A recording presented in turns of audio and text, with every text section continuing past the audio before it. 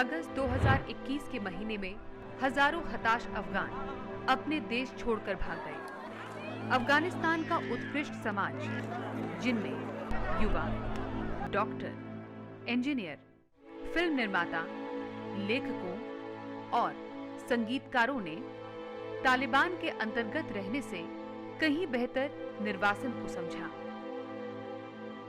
लेकिन ये पहली बार नहीं है कि अफगानिस्तान ने इस तरह का पलायन देखा है। 1990 के दशक में भी अफगानिस्तान के सबसे प्रतिभाशाली और सक्षम लोगों का पलायन हुआ था।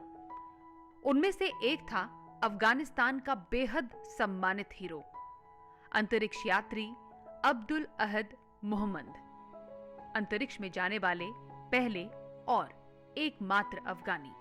सोमवार 29 अगस्त 1988 को सोयूज U-2 रॉकेट 3 अंतरिक्ष यात्रियों को लेकर सोवियत गणराज्य कजाकिस्तान के बाइकोनोर कॉस्मोड्रोम से प्रक्षेपित हुआ।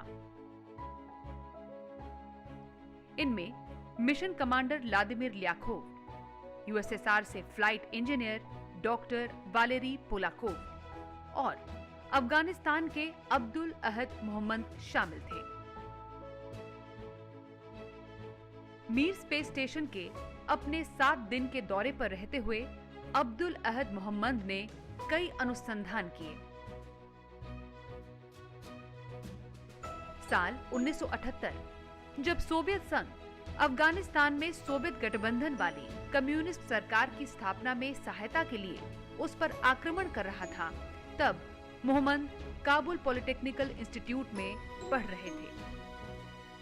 1959 में गजनी प्रांत के एक सुदूर गांव में जन्मे मोहम्मद अफगानिस्तान के मेधावी युवाओं में से एक थे, जिन्हें स्नातक के बाद एक मिलिट्री एविएशन स्कूल में पढ़ने के लिए सोवियत संघ भेजा गया था।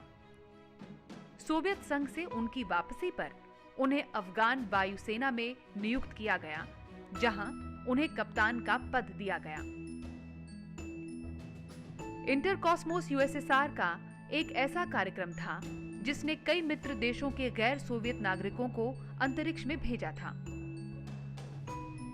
मोहम्मद अंतरिक्ष में अपने साथ एक अफगान झंडा और कुरान की 2 प्रतियां ले गए थे। जब वे अंतरिक्ष में थे, तब 400 किलोमीटर नीचे उनके देश में उथल-पुथल मची हुई थी। अमेरिका और पाकिस्तान समर्थित मुजाहिदीन सोवियत संघ को कड़ी चुनौती दे रहे थे। 6 सितंबर 1988 को मोहम्मद और ल्याखोव ने मीर स्पेस स्टेशन को छोड़ पृथ्वी पर आने की शुरुआत की। लेकिन कुछ ही देर बाद कैप्सूल के इंजन में कुछ खराबी आ गई। मिशन कंट्रोल ऑन बोर्ड कंप्यूटरों को रिबूट करने की कोशिश में तुरंत जुट गए, पर वक्त बहुत कम था। इस दौरान मोहम्मद और ल्याखोव कैप्सूल को मैनुअल कंट्रोल पर रखकर पृथ्वी के चक्कर काटने लग गए। पर मोहम्मद और ल्याखोव के पास खाना नहीं था, पानी नहीं था, बाथरूम भी नहीं था और वो काफी तंग स्थिति में बेबस फंसे हुए थे और तेजी से ऑक्सीजन भी कम होता जा रहा था। मिशन कंट्रोल वक्त रहते कंप्यूटर सिस्टम को बहाल करने में कामयाब हो गया और मोहम्मद और ल्याखोव कजाकिस्तान में सुरक्षित उतर गए। उस दिन अब्दुल अहद मोहम्मद का काबुल हवाई अड्डे पर एक नायक सा स्वागत हुआ। मोहम्मद को अफगानिस्तान के राष्ट्रपति नजीबुल्लाह द्वारा अफगानिस्तान के राष्ट्रीय नायक की उपाधि से भी सम्मानित किया गया। अब्दुल अहद मोहम्मद के अंतरिक्ष से लौटने के बमुश्किल 5 महीने बाद ही सोवियत संघ ने अफगानिस्तान से हाथ खींच लिए और मुजाहिदीन के साथ युद्ध तेज हो गया।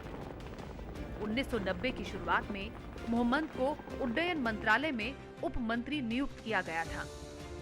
लगभग 6 महीने बाद जब वो और उनका परिवार भारत की यात्रा पर थे, तो मोहम्मद ने जर्मनी में शरण लेने का फैसला किया।